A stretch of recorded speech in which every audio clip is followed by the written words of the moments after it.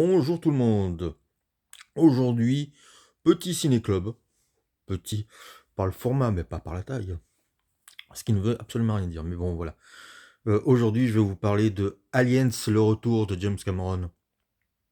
Ce qui frappe, je vais dessus dans le cœur du sujet. Ce qui frappe quand on a vu le premier Alien de Ridley Scott et qu'on enchaîne avec la version de James Cameron, c'est que visuellement, l'un est plus beau que l'autre. La version de Ridley Scott était travaillée visuellement. On voit que les vaisseaux spatiaux, oui, étaient visuellement euh, réfléchis, tout ça.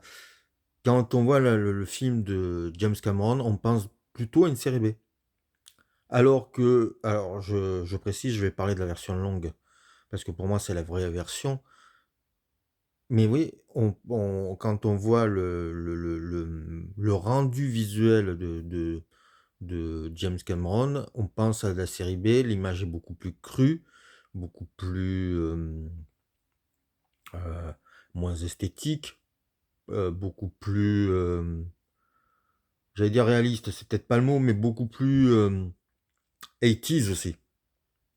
Elle a une image très bleutée. Et donc au début, on fait un petit geste de retour. On est un peu interloqué par ce qu'on voit. Mais comme James Cameron est un très bon conteur, on oublie assez vite la qualité de l'image et on est pris par la force du propos, de l'histoire et de ce qu'il raconte. Ridley Scott, avec Alien, pardon, c'était de la SF plus un film d'horreur. Chez James Cameron, on est dans de la, de la ASF plus du film d'action. Et quel film d'action? Ce n'est pas n'importe quel film d'action, puisque c'est un des meilleurs films d'action de tous les temps.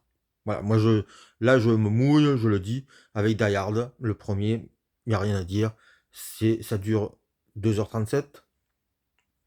Et la force de ce film d'action, par rapport à ceux d'aujourd'hui, c'est que ça prend son temps.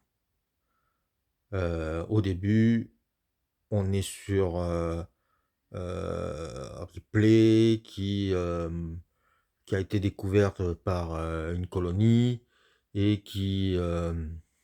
on lui propose de retourner sur la planète où elle a vécu toutes ces horreurs. Elle n'a pas trop envie, mais voilà, il y a des colons là-bas. Ils vont envoyer un commando parce qu'on n'a plus de nouvelles et donc on demande au personnage de Sigourney Weaver d'y retourner la fleur au fusil pour pouvoir expliquer de quoi est fait ce monstre, de quoi est fait ce bon, on va laisser tomber le mot, de ce alien, voilà. Hein. J'ai voulu faire mon déjà, je suis pas arrivé à dire le mot. En tout cas, voilà, elle est consultante et elle va se retrouver au milieu de Marines.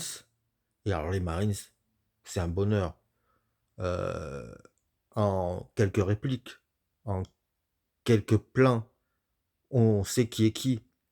Il faut dire que James Cameron a su donner des noms qui restent. On se souvient tous de Velasquez, on se souvient tous de Bishop, on se souvient de Hudson, de X, et j'ai pas eu besoin de réviser ou de prendre des notes. C'est vraiment inscrit dans ma mémoire. Ce qui est très rare, parce que ça, c'est le genre de détail, je me souviens jamais. Eh ben là, j'arrive à savoir qui est qui, et, on est de suite avec eux. Même si ils sont un peu lourds, même s'ils sont un peu concons, on les aime bien. Et on n'a pas envie qu'il leur arrive du mal. Et à un moment donné, parce que je vous dis, ça prend son temps, on va se retrouver dans l'enfer. Dans l'enfer, ouais, je dis bien le mot enfer, où ils vont devoir sortir les fusils et se battre contre les aliens, parce que là, il y en a beaucoup plus. Je vais même spoiler, il y a même une reine, et ça va donner à des combats dantesques. Mais James Cameron, il n'y a pas que l'action qui l'intéresse. Et pour qu'on apprécie l'action, comme je vous disais, il y a des personnages, mais il y a aussi du sens.